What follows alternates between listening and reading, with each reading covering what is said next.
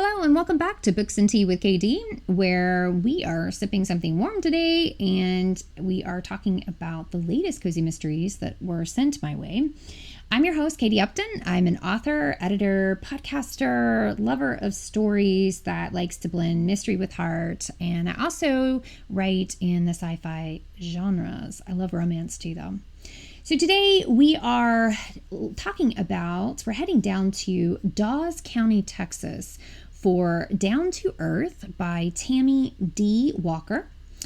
Now, when I say cozy mystery, this is a cozy. Most of us, myself included, immediately think that there's been a murder. Cozy mystery is like equivalent to a murder. But in this book, it surprised me because there was no murder. Instead, we're faced with an actual mystery. Basically, we've got a destruction of certain types of property and things like that. So it is a mystery. It's not a murderous mystery. And that was interesting to me. So first off, let's start with the blurb. Stacey Hinsbach, I hope I said that correctly, has enough to worry about with a pecan harvest, festival preparations, and a daughter who's eager to leave their tiny hometown, all needing her attention. So when a radio antenna tower falls, seriously injuring its owner, she's willing to believe it's an accident like everyone else in the county does, including the sheriff. But then another antenna tower falls, this time on her best friend's cafe while they're inside. With the help of her family, friends, old and new, and the local ham radio club, Stacey races to solve the mystery of the falling antennas before another one comes crashing down. It's an unusual twist, for sure, on the genre, and I'll be honest, it really actually threw me off because I have these stack of books that I'm reading and then I'm writing reviews on. And so, you go from one to the next, and some of them in the past, especially like last couple of weeks, have been paranormal, and that's, yeah, sure. But it's unusual for me anyway to read one where there's not an actual murder.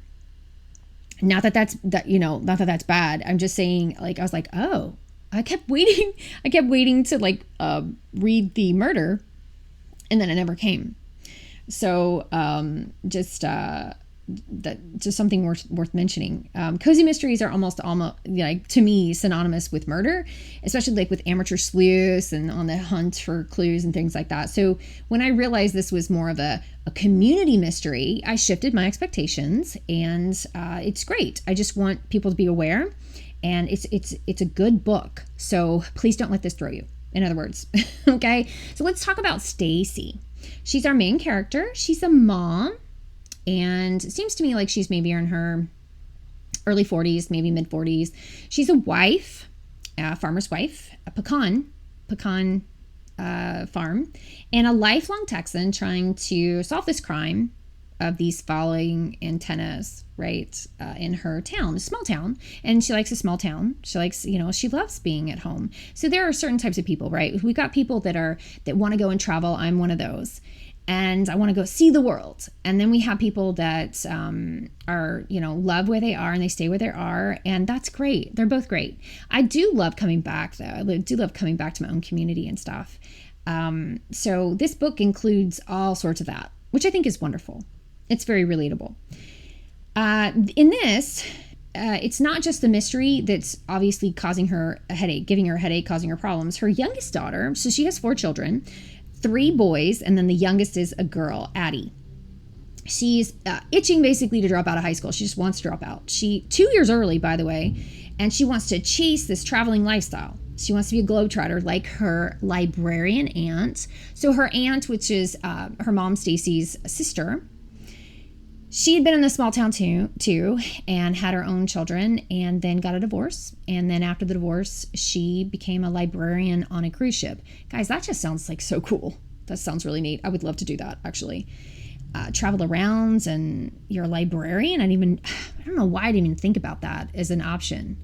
I should have, because that's like brilliant. Anyway, Addie wants to be like her librarian aunt. She really identifies with her, connects with her. So you can feel Stacey's frustration here because Stacey likes to be at home. And what's so bad about Daws? Like, why do you want to get out? What's the rush, right? Plus, leave high school 2 years early. Come on. So she's frustrated. She's heartbroken. And that tension kind of builds throughout the book. And she really wants to protect her children. She loves her children. And yet she also wants to let them be who they are. So there's this conflict there and there's this tension, which is really great. And it's an undercurrent. And I really enjoyed that. So there's a strong emotional thread is what I'm saying in this particular book. And then there's Dale. Okay. Yeah. Not her husband. There's a little romantic nostalgia sprinkled in here. And Stacey seems completely committed to her husband. Don't get me wrong. There's this shadow of like, what if in her life? I mean, she's in her 40s, right? It's not like she's having this existential crisis. It's not like she's having this thing where it's like midlife and, you know, what have I done? But I mean, she is kind of looking back. She's kind of going, you know? And in that, she's thinking about this guy that she dated when she was on a break with her husband. So she married her husband at 18. Right? You know, she was proposed to during prom and everything, but they had a break in high school. And so she dated this other guy named Dale, and he was just this whirlwind for her. And so in this, you get this kind of like what if lingering thing. Now, Dale is completely happily married as well and has like 2 daughters himself. So, but you know, it's interesting to see Stacey kind of go, you know, interesting. Is it unresolved longing? Is it marriage fatigue? Is it? I don't know. I wasn't sure, but it definitely felt real. It's definitely, you know, it felt real. Like people go through this. I mean, you stay with somebody for so long and everybody talks about it getting stale and everything else. And, you know, for me, I was like, ooh, I was reading through this going, oh, is this what's going on here? I don't know. So you'll have to read to find out. No spoilers here. I just, you know, I really appreciated that. It's really raw and I like that. So the book, well edited. Thankfully, no real grammar issues. The pacing is good and even. And even though there's not a high stakes murder, there is high stakes here for her. And you can feel that. And that's really cool, actually, because it's a twist on this. And I do appreciate that. So it does have good reviews. People seem to love it. It's being received very well. They connect with it like I have. And, you know, if you're into mystery books, not necessarily murder mysteries, then please, if you want the murder, then obviously there's no murder here. But I think you do yourself a favor by just giving it a try. Just read the first couple of chapters, you know, like just give it a try. I did agree to read this as part of my open call for cozy submissions, and I'm really happy that I got this one. So I want to say thank you, Tammy, for trusting me with your baby, and I'm just grateful that you sent it my way and I got to read it. I do appreciate that. Thank you so much. So here's the one thing that I want to ask you guys: does a cozy mystery have to include a murder to still be cozy? Do you require, like just you personally? Do you think that it has to include a murder?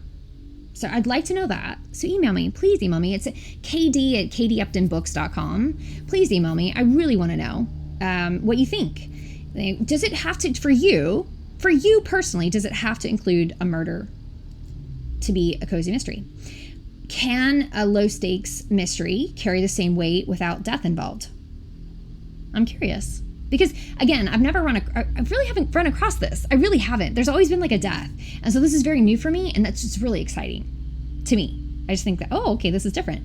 And maybe there's a ton of others out there that are like this and I've just never seen them, but which is definitely possible. I'm just saying, for you, can a low stakes mystery carry the same weight without death involved? And how do you feel about these undercurrents of romantic nostalgia in long-term marriages? For you ladies out there, I'd love to hear from you on that. There's a lot of mowing going on, big heavy machinery. So if you can hear that, I do apologize. I can't get around that. Sorry. Wish I had a studio, but I don't. So anyway, how do you feel about those undercurrents of romantic nostalgia in long-term marriages? What do you think? I'm really curious. I'd love to know. Is that just like honest character development? Or, does it muddy the cozy vibe for you at all? Do you like seeing that? Do you not? I'd love to hear from you.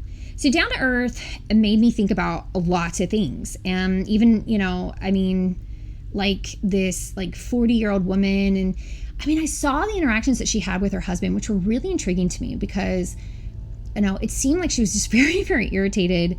And it's this play against, oh, little lady, just go and make me some food and everything else. And she's being ignored and she's not happy with it, but then she goes along with it. And it seems like she gets a little frustrated and annoyed, but she's okay with it. And there are loads of women that are fine with that, and that's good. Then you've got the really strong heroines that are just like, no, I'm not going to put up with that. Don't put me in a box and things like that. So I'm interested, what do you think about that? What are your thoughts on all of that? So grab your mug. Let me know your thoughts. Sip your tea or coffee if you want. And let me know if you've read this one or others like it that kind of, for me, break the rules of the genre. And slide that into my inbox. Leave me a comment on the blog post, because I plan on having a blog post within a day or two of this episode. And I'd love to hear how you feel about this kind of stuff. Please, let's get this kind of conversation going. Thanks again for spending your time with me today. As always, if you're enjoying the show, please consider supporting it with a share, a like, or even just telling a friend who loves cozy mysteries.